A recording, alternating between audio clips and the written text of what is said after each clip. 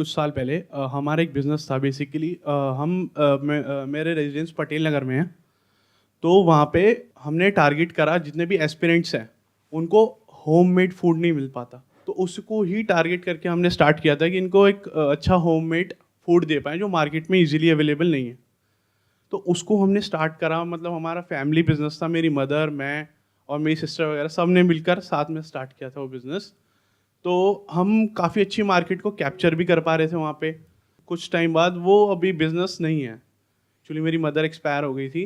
तो उसके बाद मतलब हम में से कोई अप फ्रंट नहीं आ पाया उस बिज़नेस को और हैंडल करने के लिए, तो बिज़नेस वहीं पे ख़त्म हो गया अभी रिसेंटली।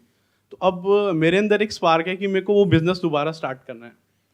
और राइट नाउ मैं अभी एक कंफ्यूजन में चल रहा हूँ बहुत ज़्यादा कि मैं अभी अभी रिसेंट मेरी जॉब में उसको मैंने छोड़ा है और अब मैं एक सेफर साइड पे जाने के लिए बेसिकली तो गवर्नमेंट जॉब की प्रिपरेशन कर रहा हूँ। सबसे पहले आपके इस कन्फ्यूजन को ख़त्म करते हैं कि आपको गवर्नमेंट जॉब की तैयारी करनी चाहिए या वो लोग जो गवर्नमेंट जॉब की तैयारी कर रहे हैं आपकी लोकेलिटी में, पटेल नगर के पास में राजेंद्र नगर है, यस यूपीएससी। वो पूरा यूपीएससी एस्पिरेंट्स का गढ़ है। यस वहाँ पे हज़ारों यूपीएससी एस्पिरेंट्स हैं और बहुत सारे पीजी होंगे वहाँ पर। सर। वहाँ पर लोग रह रहे हैं, तैयारी कर रहे हैं और उनको घर का खाना चाहिए। ये एक एक्चुअल नीड है। Yes sir, need. और ऐसा नहीं है आप अकेले हो जिन्होंने ये किया, और भी बहुत लोग ऐसा कर रहे हैं आज की डेट में। मैं ठीक कह रहा हूँ, गलत कह रहा हूँ? बहुत लोग कर रहे हैं। बहुत कंपटीशन काफ़ी है। जैसे कोई कैसीनो होता है, वहां पर जो लोग खेलते हैं वो ज्यादा कमाते हैं या कैसीनो ज्यादा कमाता है? ऐसे ही जब गोल्ड रश होता है तो वो लोग जो टूल सप्लाई करते हैं गोल्ड की डिगिंग के लिए, वो लोग सबसे ज्यादा पैसा कमाते हैं क्योंकि सबको गोल्ड चाहिए। Yes sir. सबको यूपीएससी को क्रैक करना है। Yes sir. सीट्स बहुत ही कम है, बहुत ज़्यादा। तो this is kind of a jackpot, kind of a gold rush कि अगर ये हो गया तो मजा आ जाएगा। तो इसमें सबसे ज्यादा पैसा वो लोग कमा रहे हैं जो टूल सप्लाई कर रहे हैं, यानी कि कोचिंग इंडस्ट्री, और वो सब जो उस कोचिंग इंडस्ट्री को डायरेक्टली या इनडायरेक्टली सपोर्ट कर रहे हैं या उसके साथ में जुड़े हुए हैं। फॉर एग्जाम्पल, आप में से कितने हैं जो यूपीएससी की तैयारी कर रहे हैं? आपने किसी कोचिंग इंस्टीट्यूट को ज्वाइन किया हुआ है? जी सर। वहां पे साल की कितनी फीस होती है जो आप पे करते हैं? सर मेरा एक्चुअली फाउंडेशन कोर्स है तो मैंने 2.5 लाख पे किया था। जिस कोचिंग को आपने पे किया उस कोचिंग में और भी बच्चे होंगे? हाँ सर। आपने जिस कोचिंग इंस्टीट्यूट को ज्वाइन किया वहां पर टोटल कितने बच्चे होते हैं at any given point in time? मतलब एक टाइम पे कितने बच्चे होते हैं जो तैयारी कर रहे हैं? एक साल में तकरीबन 1000 तो होते हैं। उन 1000 में से कितनों का होता है, कितनों का नहीं होता है एक्चुअल में? वो नहीं, वो जो कोचिंग वाले दिखा रहे हैं। सर कभी कभी तो होता ही नहीं, किसी कोचिंग से, हमारी कोचिंग से अभी पिछले 2 साल में किसी का नहीं हुआ है। और वो बता रहे हैं कि किसी का नहीं हुआ है? नहीं सर, बता नहीं रहे, वो तो बोल रहे हैं कि 18 जो 12-20 उसमें से 18 हमारे हुए हैं। बट आपको कैसे पता कि किसी का नहीं हुआ है? सर अंदर की बात पता है। मतलब जो नए बंदे आएंगे उनके लिए तो ये है कि यहां से इस कोचिंग से 18 का हो गया है, बट क्योंकि आप वहीं पे हो, वहीं से निकले हो, तो आपको पता है उनमें से एक का भी नहीं हुआ है। तो क्या ये एक तरह का गोल्ड रश नहीं है? और 2.5 लाख इंटू 1000 करो, कितना हो गया? बताइए कितना हुआ? 25 करोड़ रुपए किसने कमाए? कोचिंग वालों ने। कोचिंग वालों ने। तो क्या एक लॉटरी के टिकट के ऐसा नहीं हो गया कि जो लॉटरी टिकट की कंपनी है उसने 25 करोड़ कमा लिए, और मान लो एक की लग भी गई जॉब, और जिसकी लग गई उसके लिए उसकी वैल्यू मान लो 1 करोड़ है, तो मान लो उसमें 1 करोड़ रुपए खर्च हो गया, 2 करोड़ खर्च हो गया, तब भी 25 करोड़ में से मान लो एक तरीके से 2 करोड़ की इन्वेस्टमेंट करनी भी पड़ गई, तो बुरा है क्या? अगले साल फिर आएगा 25 करोड़। आप लोग अभी हंस रहे हो, लेकिन आप सब ऐसे ही हो। 99.99% लोग ऐसे ही हैं। They are all running here and there in a gold rush. चाहे वो एमएलएम हो, मल्टी लेवल मार्केटिंग, चाहे वो स्टॉक मार्केट ट्रेडिंग हो, ये सब एक गोल्ड रश के जैसा है। यूपीएससी कोचिंग में क्या कभी लॉस हो सकता है? आपका होगा तब भी उनको पैसा मिलेगा, नहीं होगा तब भी मिलेगा। पहले ही ले लिया उन्होंने। पहले ही ले लिया, और कोई रिफंड की पॉलिसी भी नहीं होगी जैसे अमेजॉन में होता है कि अगर प्रोडक्ट पसंद ना आया तो पैसे वापस। क्योंकि जब तक आपको अंदर की बात समझ आती है तब तक तो बहुत देर हो जाती है। तो अगर सोचना ही है, दिमाग लगाना ही है, तो ये मत लगाओ कि मेरी लॉटरी कैसे लगे। जैसे जो लॉटरी कंपनीज है उसके ओनर क्या कहेंगे आपको मोटिवेट करने के लिए? ये मत सोचो कि लाखों में से इतनों की लॉटरी नहीं लगी। ये सोचो कि एक लॉटरी की टिकट है जो लगने वाली है और वो तुम्हारी ही लगेगी। तुम्हें तो सिर्फ एक ही सीट चाहिए ना। तो लाइफ में अगर कुछ करना ही है तो बेसिक ह्यूमन साइकी को समझो। आपने कहा कि मैं उन एस्पिरेंट्स को घर का खाना प्रोवाइड करूंगा। Yes sir. जब पहले आपने ये किया तो कितने टाइम तक किया था ये काम? Sir around 9 to 10 years. 9 to 10 years, yes sir. which is a long period of time. बहुत बेसिक से स्टार्ट किया था। और कितने लोगों तक आप पहुंच गए थे, यानी कितने लोग ऑर्डर करते थे? पर डे का अगर मैं बताऊं तो अराउंड 70 to 80 टिफिन हम डिलीवर कर देते थे। और एक टिफिन का कितना चार्ज करते थे? अराउंड 50। आज से 8-9 साल पहले। आज की डेट में क्या रेट होगा घर के खाने का जो आता है एक मील का? 80-90। 80 इंटू आप बता रहे हैं कि एक दिन का 70, 80 इंटू 70 अगर हम करते हैं तो 5600 हो गया। तो अगर इसको हम टोटल करते हैं तो महीने का 1,70,000 रुपये हो गया, नियर अबाउट। 1,70,000 रुपये में से आपकी कॉस्ट भी होगी, yes sir. Cost of making, cost of ingredients, cost of delivery. जब इन सारी चीज़ों को हम कैलकुलेट करते हैं तो कॉस्ट आएगी मिनिमम से मिनिमम भी नहीं तो ₹1,00,000। तब हम पर टिफिन कॉस्ट निकालते थे कि अगर हम इसमें दाल डाल रहे हैं, सब्जी डाल रहे हैं, रोटी डाल रहे हैं, चावल डाल रहे हैं और साथ में सैलेड वगैरह सब वो दे कितनी रहे आती थी उस टाइम हैं, पे? तो वो अराउंड 25 to 30 तक रहती थी कॉस्ट। 25 से 30 रुपए। यस और आप तब 50 का बेचते थे। यस यस तो 60% कॉस्ट हो गई of food plus delivery. Yes. Delivery delivery की डिलीवरी खुद ही करते थे। डिलीवरी उस टाइम पे खुद करते थे। Yes. बट आज की डेट में आप डिलीवरी के लिए एक पर्सन भी रखते हो और उसको कोई कन्वेंस देते हो यस यस। डिलीवरी करने के लिए, तो आपका महीने का कम से कम भी जो खर्चा आएगा वो 20,000 रुपये आएगा। तो 60% कॉस्ट आ गई, मतलब 1.5 लाख रुपए में से मान लो 60% हो गया 90,000 रुपये प्लस 20,000 रुपये, 1,10,000 रुपये। 10। तो आपको बचा नियर अबाउट 40 से 50,000 रुपये महीना। यस। अब देखते हैं इसका ऑल्टरनेटिव क्या है, कि अगर आप ये नहीं करते तो आप क्या कर सकते हो।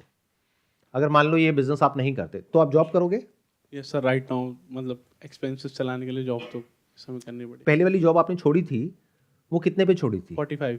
45-50,000 आप आज की डेट में अर्न कर सकते हो जॉब करके, और बिजनेस करके भी अर्न करोगे 40 से 50,000 रुपये। प्लस आज की डेट में इसमें कंपटीशन बहुत ज़्यादा है, प्लस इन्फ्लेशन की वजह से कॉस्ट बहुत ज़्यादा बढ़ चुकी है। जब आप कैलकुलेट करोगे पिछले 8-10 साल में, चाहे वो कॉस्ट ऑफ इंग्रेडिएंट्स हो, चाहे वो कॉस्ट ऑफ डिलीवरी हो, उस हिसाब से प्राइस नहीं बढ़ा है। यानी कि 50 का सिर्फ 80 हुआ है पिछले 8-10 साल में, लेकिन कॉस्ट हो सकता है आपकी डबल या ट्रिपल हो चुकी है अगर आप कैलकुलेट करोगे तो ये बिजनेस मॉडल ऑनेस्टली स्पीकिंग मुझे इतना वाइबल नहीं लग रहा है, क्योंकि उस टाइम पे your mother was passionate about this whole thing, जिन्होंने ये सब शुरू किया था, और आई एम अज्यूमिंग कि उनका कुकिंग में बहुत इंटरेस्ट था। बहुत ज़्यादा। तो आज अगर आप ये करते हो तो सबसे बड़ा क्वेश्चन मार्क ये आएगा कि कुकिंग कौन करेगा? क्या उसके लिए आप किसी को हायर करोगे या खुद करोगे? सर हायर करेंगे। तो वो एक और कॉस्ट आ गई। दैट मीन्स महीने की 25-30 हज़ार रुपये एक और कॉस्ट आ गई। अब उस कुकिंग में वो टेस्ट होगा या नहीं होगा, उस पर भी एक बहुत बड़ा क्वेश्चन मार्क है, because your mother was passionate about this whole thing. Yes sir. अब वो जो इंसान जॉब कर रहा है, आई एम नॉट श्योर वो कितना पैशनेट होगा, और वो घर के खाने वाली फीलिंग आएगी या नहीं आएगी। तो इस पूरे के पूरे बिजनेस मॉडल पे एक बहुत बड़ा क्वेश्चन मार्क है। तो इससे बेटर है कि आप जॉब करिए, या फिर अगर कोई और बिजनेस मॉडल आपके माइंड में चल रहा है उसके बारे में सोचिए। सर मतलब इसके पीछे एक इमोशन जुड़ा हुआ है, इसलिए मेरे को यही सोचता है कि मतलब वो एक काम छूट गया था वहां पे, अब उसको आगे लेके जाना है। Never do a business based upon emotions. मेरी इस बात को गांठ बांध लो, बिजनेस में इमोशंस की कोई जगह नहीं है। उसके पीछे वजह क्या है? Business is simple give and take. आप कोई प्रोडक्ट या सर्विस किसी को दे रहे हैं, उसके बदले में वो आपको पैसा दे रहा है। उसको इससे कोई फर्क नहीं पड़ता है कि उसके पीछे की कहानी क्या है। उसको इससे मतलब है कि उसको क्या वैल्यू मिल रही है in comparison to others in the market. You need to be very smart in terms of understanding the whole business model, जितनी भी कॉस्ट उसमें इन्वॉल्व है, जो मार्जिन है, जो एफर्ट है, रिटर्न है, और सिर्फ इतना ही नहीं, अपॉर्चुनिटी कॉस्ट, कंपटीशन, इस सब का इमोशन से कोई कनेक्शन नहीं है। तो never do a business based upon emotions. This is all what I can say, no matter how strong those emotions are. Sir but मेरे वही है कि अगर इमोशन मतलब आपको उसमें कंटिन्यूअस एफर्ट मारने के लिए मतलब फोर्स भी नहीं करेगा, आप नेचुरली मोटिवेटेड रहोगे उसके लिए, अगर 1% इमोशन है उस चीज़ का आपके बिजनेस में, नहीं तो बहुत जल्दी गिव अप कर देते सब। ये गलत फहमी है, देखना ध्यान से समझना। आप लोगों को ये लगता है कि बिजनेस करने के लिए मोटिवेशन चाहिए, और मोटिवेशन के लिए इमोशंस चाहिए, जबकि ऐसा एक्चुअल लाइफ में नहीं होता है। Business is like the game of chess. Chess में अगर आप बहुत ज्यादा इमोशनल होकर के खेलोगे तो आपके जीतने के चांसेस है, या फिर बिल्कुल कूल एंड काम माइंड से खेलोगे तो जीतने के ज्यादा चांसेस है। कूल एंड काम माइंड से। एक गलत मूव और खेल खत्म, ऐसा होता है गेम ऑफ चेस। मतलब ध्यान एक सेकंड के लिए भी वहां से आप हटा नहीं सकते हो। Your mind has to be absolutely focused on the game of business. उसके लिए एक ऐसा माइंड नहीं चाहिए जो बहुत इमोशनल हो, क्योंकि इमोशंस के साथ में क्या आ जाता है, एक्साइटमेंट या डिसअपॉइंटमेंट, उसका अपोजिट। आप बहुत ज्यादा एक्साइटेड होकर के बिजनेस शुरू करोगे तो जब रिजल्ट नहीं आएगा तो उतनी ही जल्दी आप डिसअपॉइंटेड हो जाओगे। जबकि बिजनेस किया जाता है with the long term vision, by keeping the big picture in mind. जैसे मैंने चेस का एग्जांपल दिया, बिल्कुल परफेक्ट एग्जांपल है बिजनेस के लिए। बिजनेस ऐसा नहीं है कि आपने 2-3 चालों में सारी गेम खत्म कर दी सामने वाले की। बिजनेस है कि पहले आपने एक किला बनाया, यानी कि अपने आप को डिफेंड किया, फिर स्ट्रैटेजी बनाई, फिर अटैक किया, फिर जब टाइम आया फिर दिखाया कुछ और ताकि सामने वाले की अटेंशन वहां चली गई, किया कुछ और। ये सब करने के लिए you need to have the kind of presence of mind which is free from all kind of emotions. Emotions दो तरीके के होते हैं। As far as your own emotions are concerned, you have to be absolutely emotionless in business. But as far as the emotions of your clients are concerned, you have to be very emotional. You need to understand कि सामने वाला इंसान क्या feel कर रहा है, उसके दिल में, उसके दिमाग में क्या चल रहा है, उसकी क्या प्रॉब्लम है, उसको मैं कैसे सॉल्व करूं। यानी अपनी प्रॉब्लम्स को इंपॉर्टेंस देनी है जीरो, सामने वाले को कि मेरी प्रॉब्लम ये है, मेरा ये, मेरा वो। अरे दुनिया को उससे कोई फर्क नहीं पड़ता है, as harsh as it may sound. दुनिया को मतलब है अपनी प्रॉब्लम से। तो as far as understanding the problems of your customers are concerned, वहां पे अपने इमोशंस को यूज करो।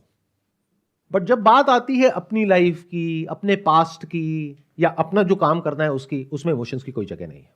उसमें you need to be absolutely practical.